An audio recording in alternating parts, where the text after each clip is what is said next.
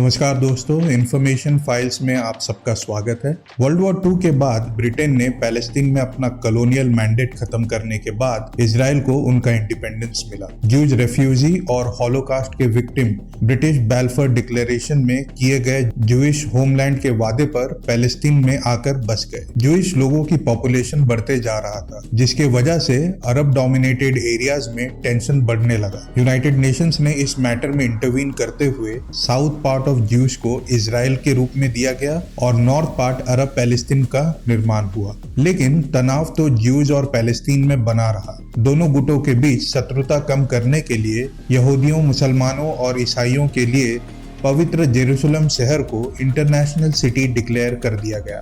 Israel और उसके अरब पड़ोसियों के बीच जंग ने इजराइल को मौका दिया अपने टेरिटरी बढ़ाने में, जिससे इजराइल ने जेरूसलम को भी अपने कंट्रोल में ले लिया और दोनों गुटों में दुश्मनी और बढ़ गई।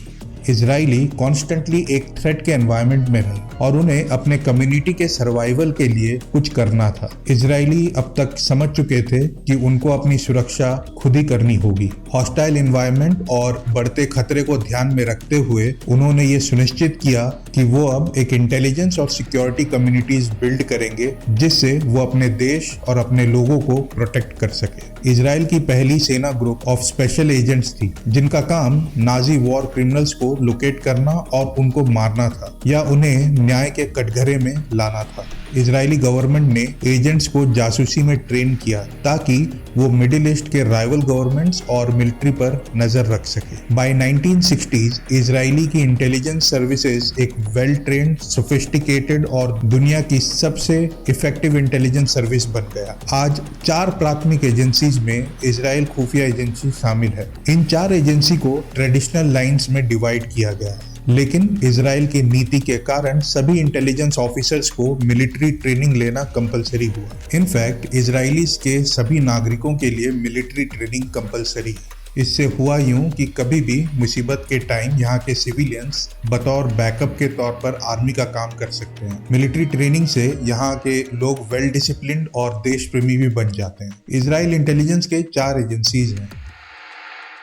इजराइल का विदेश मंत्रालय विदेश की नीति बनाता है और लागू करता है। ये मंत्रालय सेंटर ऑफ पॉलिटिकल रिसर्च का समर्थन और देखरेख करता है और मिडिल ईस्ट राजनीतिक माहौल पर नजर बनाए रखता है। केंद्र का मिशन है कि वो political organisations, public political attitude और राइवल गवर्नमेंट्स के बारे में जानकारी कलेक्ट करना और उन्हें एनालाइज करना। रिसर्च एनालिस्ट विदेश मंत्री और प्रधानमंत्री कार्यालय को सलाह देने के लिए ओपनली अवेलेबल रिसोर्सेज के साथ खुफिया जानकारी का भी उपयोग कराते हैं। The centre for political research विदेश में इजरायली मिशंस को भी सहायता देते हैं और मिडिल ईस्ट के मुद्दों पर सहयोगी विदेशी खुफिया सेवाओं को सलाह भी देता है। ये चुपचाप इंफॉर्मेशन और प्रूफ्स कलेक्ट करते हैं। बातें कम, काम ज्यादा। यहाँ के लोग भी इंफॉर्मेशन और प्रूफ कलेक्ट करते हैं, अननेसेसरी बातों में नहीं उलझते। इसका एग्जाम्पल आपने रिसेंट टाइम्स में इजराइल और पैलेस्टीन की लड़ाई के वक्त देखा होगा। जब पैलेस्टीन ने अपने रॉकेट से इजराइल पर हमला किया, वहाँ के लोगों ने मोबाइल फोन से वीडियोस बनाने लगे और सारे इंसिडेंट्स को रिकॉर्ड किया। पैलेस्टीन हमला करने के बाद ये बोलना शुरू किया कि इजराइल ने उन पर पहला हमला किया। तब इजराइल के लोगों ने वो वीडियो रिलीज करना शुरू किया और प्रूफ दिया कि सबसे पहला हमला किसने किया। इस तरह से इजराइल ने प्रूफ के साथ ये विक्टिम कार्ड को डिस्ट्रॉय किया। तो विक्टिम कार्ड वाला जो सीन है वो चलता ही नहीं इनके साथ। ये एक institute for intelligence and special task force है, इजराइल की primary intelligence agency. Mossad responsible है human intelligence and covert operations के लिए।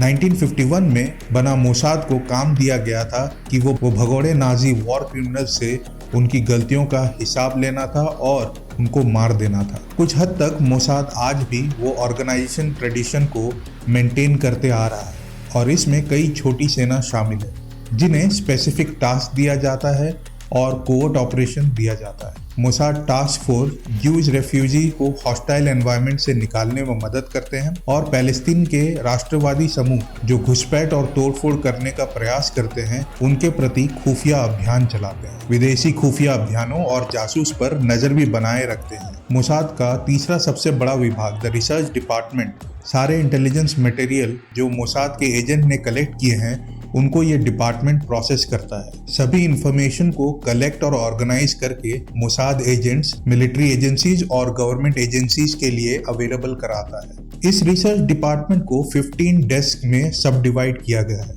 जो स्पेसिफिक लोकेशन के इंफॉर्मेशन को कलेक्ट और ऑर्गेनाइज करता है। एक स्पेशल डेस्क सिर्फ न्यूक्लियर इश्यूज, दूसरे नेशन द्वारा वेपन परचेज, अपग्रेडेशन पर ध्यान रखता है। इसमें से एक डेस्क डेटा थेफ्ट, डैमेज और फॉरेन इंफॉर्मेशन सिस्टम की देखरेख करता है। मोसाद का स्पेशल ऑपरेशंस डिवीजन, जिसे मेटसाडा भी कहा जाता है, ये ग्रुप को इजराइल के कंफर्म थ्रेट्स को एलिमिनेट करने का साइलेंट परमिशन दिया गया है। ये डिपार्टमेंट काउंटर इंटेलिजेंस और इंटरनल सिक्योरिटी ऑपरेशंस को संचालित करता है। ये देश के अंदर चल रहे साजिशों और अभियान पर फोकस करता है। ये एजेंसी पूरी दुनिया भर में कर्मियों के साथ एक नेटवर्क बनाए रखता है। सबक में 3 डिपार्टमेंट है जो अरब मामलों का विभाग और अरब आतंकवादियों के नेटवर्क के बारे में जानकारी रखता है और आतंकवादी विरोधी अभियान भी चलाता है। और एक डिपार्टमेंट नॉन अरब अफेयर्स डिपार्टमेंट है, देश से संबंधित है और ये रशिया और पूर्व यूरोप पर विशेष ध्यान देता है। दोनों एजेंसी इजराइल के भीतर और विदेशों में काम करता है। तीसरा विभाग प्रोटेक्टिव सिक्योरिटी का काम है, प्रोटेक्शन ऑफ इजराइल डिप्लोमेट्स जो बाहर देशों में रहते हैं, और इंटरनल सिक्योरिटी प्रोवाइड करना मिलिट्री, गवर्नमेंट, इंडस्ट्रियल और किसी भी साइंटिफिक इंस्टॉलेशन जो विद इन बाउंड्रीज है उनको ये सिक्योरिटी प्रोवाइड करता है। ये एक राजनीतिक जासूसी एजेंसी भी है जो एक्सट्रीमिस्ट पॉलिटिकल ग्रुप पर नजर रखती है। सबक स्क्रूटिनी और सर्विलेंस उन फॉरेनर जिनका कोई पॉलिटिकल एसोसिएशन है, इस एजेंसी के पास सरकार विरोधी गतिविधि के संदिग्ध व्यक्तियों को गिरफ्तार और हिरासत में लेने का अधिकार है। ये एक केंद्र एजेंसी है, मिलिट्री इंटेलिजेंस इंफॉर्मेशन को कोलेट और डिस्ट्रीब्यूट करती है। ये एक इंडिपेंडेंट एजेंसी है जो सेना, नौसेना और वायुसेना के समक्ष है।